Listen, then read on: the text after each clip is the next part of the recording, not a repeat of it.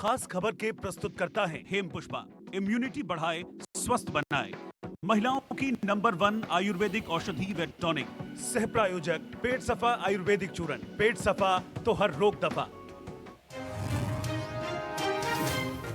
खेलो India youth games की चौथे संस्करण की मेजबानी करेगा हरियाणा। केंद्रीय खेल मंत्री ने की घोषणा, पंचकुला में होंगे मुकाबले। सीएम बोले, हरियाणा ने हमेशा खेलों को बड़े पैमाने पर दिया।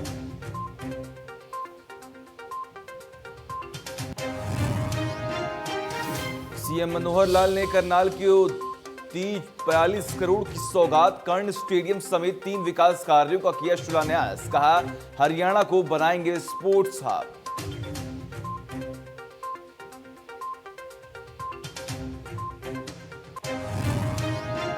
रजिस्ट्री घोटाले पर सियासी घमासान तेज। अवैध अबार, शराब और धान समेत एक ही मंत्री के विभागों में हुए कई घोटाले। शैलजा बोली, लॉकडाउन की आड़ में हुए घोटाले की हो स्वतंत्र जांच। जेपी दलाल का बयान, कांग्रेस को हर जगह दिखता है घोटाला।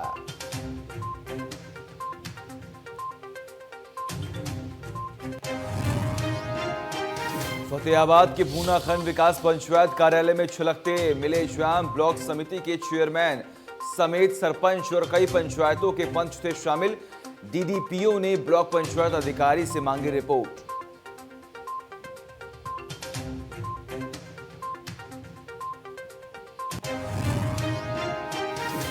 आवारा कुत्तों के आतंक से छुटकारा दिलाने के लिए अंबाला में अभियान। नगर परिषद की टीम कर रही है टीकाकरण और नसबंदी।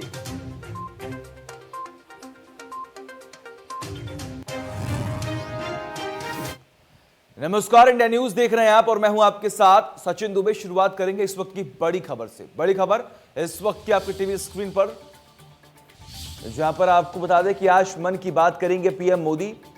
बड़ी खबर इस वक्त की सामने आ रही है। सुबह 11 बजे करेंगे मन की बात। पीएम नरेंद्र मोदी मन की बात करने वाले हैं। लॉकडाउन और अनलॉक में 5वीं बार करेंगे संबोधित। पीएम ने पिछले दिनों मांगे थे सुझाव। प्रधानमंत्री बनने के बाद ये उनका एक बार फिर से राष्ट्र को संबोधन है। सुबह 11 बजे करेंगे मन की बात। और इसी के साथ हम आपको बता दें कि लॉकडाउन और अनलॉक में 5वीं बार संबोधित करेंगे। पीएम ने पिछले दिनों मांगे थे सुझाव और विचार। बड़ी खबर इस वक्त की सामने आ रही है, जहां पर आपको बता दें कि पीएम नरेंद्र मोदी आज एक बार फिर से सुबह 11 बजे देश को, राष्ट्र को संबोधित करेंगे, मन की बात करेंगे। मन की बात में वो लोगों से बात करते हैं और पिछली बार जब उन्होंने मन की बात की थी तो उसमें उन्होंने तमाम जनता से, राष्ट्र के लोगों से सुझाव और विचार मांगे थे। तो बड़ी और अहम जानकारी हम आपको दे रहे हैं। आज पीएम नरेंद्र मोदी सुबह 11 बजे राष्ट्र को संबोधित करेंगे मन की बात के जरिए। बड़ी खबर इस वक्त की हम आपको बता रहे हैं। आपकी टीवी स्क्रीन पर लगातार ये ब्रेकिंग न्यूज जो है वो फ्लैश कर रही है। और इस बीच लद्दाख में हॉट स्प्रिंग से पीछे हटी चीन की सेना। बड़ी खबर, लद्दाख में हॉट स्प्रिंग से पीछे हटी चीन की सेना। तनावपूर्ण स्थिति को देखते हुए भारतीय सेना सतर्क है। पैगोंग को लेकर अगले हफ्ते हो सकती है कोई बड़ी तस्वीर सामने आ सकती है। तो पैगोंग को लेकर अब एक बड़ी तस्वीर जो यहां पर निकल सकती है। बड़ी खबर, लद्दाख में हॉट स्प्रिंग से पीछे हटी चीन की सेना, जिसको लेकर अब भारतीय सेना सतर्क है। लद्दाख में हॉट स्प्रिंग से पीछे हटी चीन की सेना, क्योंकि लगातार ये भारत और चीन का मुद्दा जो है वो काफी तूल पकड़ता हुआ दिखाई दे रहा था। और इस स्थिति में भारतीय सेना जो है वो काफी सतर्क है। पैगोंग से पीछे नहीं हट रहा है चीन। बड़ी और अहम जानकारी हम आपको दे रहे हैं। लद्दाख में हॉट स्प्रिंग से पीछे हटी चीन की सेना, लेकिन पैगोंग से पीछे नहीं हट रहा है चीन। और इस तनावपूर्ण स्थिति को संभालने के लिए भारतीय सेना सतर्क है, तैयार है। लद्दाख में हॉट स्प्रिंग से पीछे हटी चीन की सेना। तनावपूर्ण स्थिति को देखते हुए भारतीय सेना जो है वो सतर्क है और पैगोंग को लेकर अगले हफ्ते हो सकती है एक अहम बैठक। बड़ी तस्वीर निकलकर सामने आ सकती है। पैगोंग से पीछे नहीं हट रहा है चीन। तो बड़ी और अहम जानकारी हम आपको दे रहे हैं, क्योंकि चीन की नापाक हरकत जो है वो एक बार हमने देख लिया है। और जिस तरीके से हमारे 20 जवान शहीद हुए, उसके बाद कई बार कोर कमांडर्स की बैठक हुई।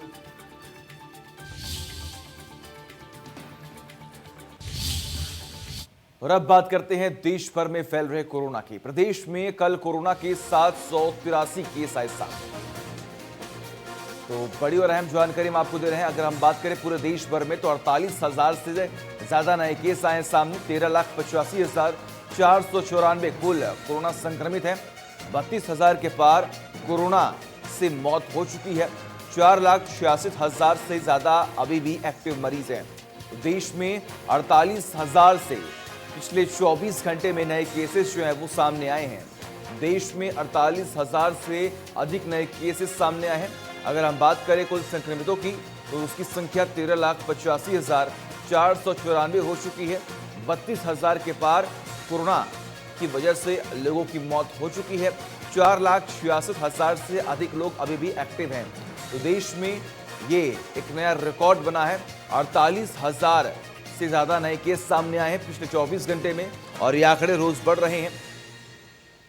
दिन प्रतिदिन ये लगातार आंकड़े जो हैं वो आसमान को छू रहे हैं। कोरोना का ब्लास्ट जो है ये रोज देखने को मिल रहा है और रोकने का पूरा प्रयास इसमें किया जा रहा है। तो बड़ी और अहम जानकारी हम आपको दे रहे हैं कोरोना को लेकर, जहां पर पूरे देश में 13 लाख के पार ये आंकड़े पहुंच चुके हैं। देश में 48,000 से ज्यादा नए केस आए हैं पिछले 24 घंटे में। और अगर हमारी मौत के आंकड़ों की बात करें तो 32,000 से ज्यादा लोग इस कोरोना की जद में आ चुके हैं और उनकी मृत्यु हो गई है। तो 32,000 के पार कोरोना से मौत का आंकड़ा अब पार कर चुका है। और अब अगर हम बात करें हरियाणा की तो प्रदेश में कल कोरोना के 783 केस मिले हैं। प्रदेश में अब तक कोरोना के 30,538 केस हैं। ठीक होने वालों की संख्या 23,654 हुई। प्रदेश में अब तक 389 लोगों की मौत हो चुकी है। 24 घंटे में कोरोना से 7 लोगों की मौत हुई है, जबकि 24 घंटे में 701 लोग यहाँ पर ठीक हो चुके हैं। तो प्रदेश का हाल हम आपको बता रहे हैं। अब तक 389 लोगों की मौत यहाँ पर हो चुकी है। 24 घंटे में कोरोना से 7 लोगों की मौत हुई है और पिछले 24 घंटे में अगर हम ठीक होने के आंकड़े की बात करें तो 701 लोग ठीक हो चुके हैं। प्रदेश में कोरोना के 783 नए केस यहाँ पर सामने आए हैं और अब तक अगर हम बात करें तो प्रदेश में 30,538 केस हो चुके हैं।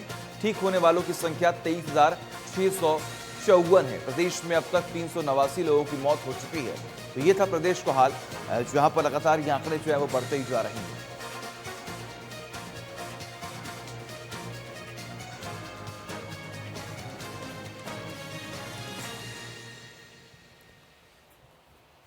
तो प्रदेश में अब तक कोरोना के 30,000 के ये आंकड़े जो है वो पार हो चुके हैं। ठीक होने वालों की संख्या 23,000 के पार है और प्रदेश में अब तक 389 लोगों की मौत हो चुकी है। 24 घंटे में कोरोना से 7 लोगों की मौत हुई है और वही 24 घंटे में पिछले 24 घंटे में 701 लोग ठीक हो चुके हैं, स्वस्थ होकर अपने घर वापस लौट चुके हैं। तो ये बड़ी और अहम जानकारी हम आपको दे रहे हैं प्रदेश के बारे में कि प्रदेश में कोरोना का क्या है हाल।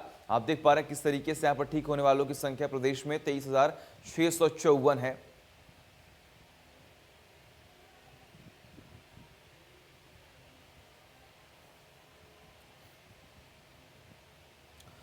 और ऐसे में एक और बड़ी और अहम जानकारी देने जा रहे हैं हम आपको। बड़ी खबर आपको बता दें, जहां पर करगिल विजय की 21वीं सालगिरह है आज। रक्षा मंत्री राजनाथ सिंह का ट्वीट सामने आया है। बड़ी और अहम जानकारी हम आपको दे रहे हैं। बहादुर जवानों को उन्होंने सलाम कहा है। बड़ी और अहम जानकारी, करगिल विजय की 21वीं सालगिरह है आज। राजनाथ सिंह ने यानी कि रक्षा मंत्री राजनाथ सिंह ने ये ट्वीट किया है और ट्वीट कर उन्होंने शहीद जवानों को यहां पर सलाम किया है। बड़ी और अहम जानकारी आपकी टीवी स्क्रीन पर। और मैं आपको बता दूं कि आखिर उन्होंने ट्वीट क्या लिखा है। उन्होंने ट्वीट में लिखा है, On the 21st anniversary of Kargil Vijay, I would like to salute the brave soldiers of the Indian Armed Forces who fought the enemy under the most challenging conditions that the world had witnessed in the recent history. उन्होंने साफ तौर पर यहाँ पर जिक्र किया है कि मैं उन शहीदों को सैल्यूट करता हूँ, उन शहीद जवानों को मैं यहाँ पर सलाम करता हूँ जिन्होंने अपने दुश्मनों से लोहा लिया। तो ये बड़ी और अहम जानकारी हम आपको दे रहे हैं। कारगिल विजय की 21वीं सालगिरह है आज और कोरोना को लेकर जहां अभय चौटाला ने सरकार पर निशाना साधा है, वहीं कोरोना की आड़ में घोटाले का आरोप भी लगाया गया। उन्होंने कहा कि एक भी मंत्रालय के कई विभागों में घोटाले हुए हैं, जिसकी न्यायिक जांच होनी चाहिए। वहीं कांग्रेस प्रदेश अध्यक्ष कुमारी सैलजा ने भी सरकार को रजिस्ट्री को लेकर घेरा। मामले पर डिप्टी सीएम दुष्यंत चौटाला ने साफ किया कि गुरुग्राम के आयुक्त मामले में जांच कर रहे हैं। मुझे लगता है कि इस कोरोना से तो कितना नुकसान हुआ, लेकिन इस सरकार ने हर वर्ग के लोगों को लूटने का काम किया, दुखी करने का काम किया। इसकी आड़ में कितने घोटाले हुए। धान घोटाला हुआ, धान घोटाले के बाद शराब घोटाला हुआ, शराब घोटाले के बाद चावल घोटाला हुआ, चावल घोटाले के बाद अब एक रजिस्ट्री घोटाला हो गया। रजिस्ट्रियों में किस तरह से इन्होंने कितना पैसा खाने का काम किया है, उसमें तो ऑफिसर जो है वो खुद ये कहते हैं, अखबारों में खबरें छपी है, आपके मीडिया पे चली है, कि उन्होंने तो खुद ने ये बात स्वीकार करी अधिकारियों ने कि भी हमें तो ऊपर पैसा देना है। ये सरकार जब से आई है, ये घोटालों पर घोटाले हो रहे हैं। और क्यों हो रहे हैं? ये तो घोटाला सरकार बनकर रह गई है। हर रोज़ आप देखें, पिछले कितने महीने से, जब से ये मिली जुली सरकार बनी है हरियाणा में, तब से कोई ना कोई घोटाला रोज़ आ जाता है। अब ये कब तक यहाँ की जनता को, हरियाणा वासियों को गुमराह करेंगे कि हम दुरुस्त कर रहे हैं? तो क्या पहले घोटाला करते हैं और फिर दुरुस्त करने की बात करते हैं? क्यों नहीं पहले दुरुस्त किया? और ये कोरोना के समय में जहाँ लॉकडाउन था, तो इनका तो आप आज अनलॉक की बात कर रहे हैं, इनका तो भ्रष्टाचार का अनलॉक पहले दिन से चल रहा है। हर जगह, हर चीज़ में, चाहे आप रजिस्ट्रियों की बात ले लीजिए, चाहे आपको याद होगा वेरिफिकेशन वगैरह, किसान खरीद, हर चीज़ में घोटाले हुए हैं। तो ये तो घोटाले पर घोटाला।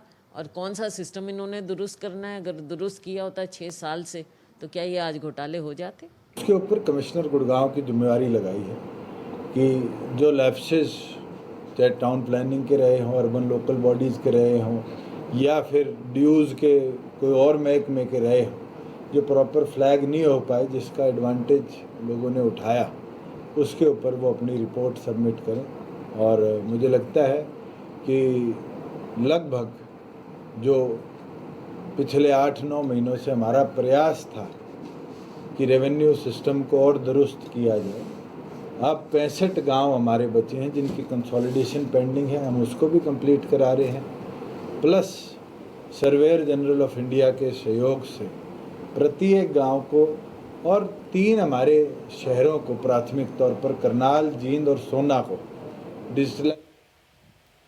और वही कांग्रेस प्रदेश अध्यक्ष कुमारी सैलजा ने रजिस्ट्री मामले पर ही नहीं, बल्कि सरकार को किसानों के मुद्दे पर भी घेरा और नए अध्यादेश को किसान विरोधी बताया। वही कृषि मंत्री जेपी दलाल ने सैलजा का पलटवार करते हुए कहा कि कांग्रेस को हर मामले में घोटाला ही दिखता है, जबकि नए अध्यादेश किसान हितैषी हैं।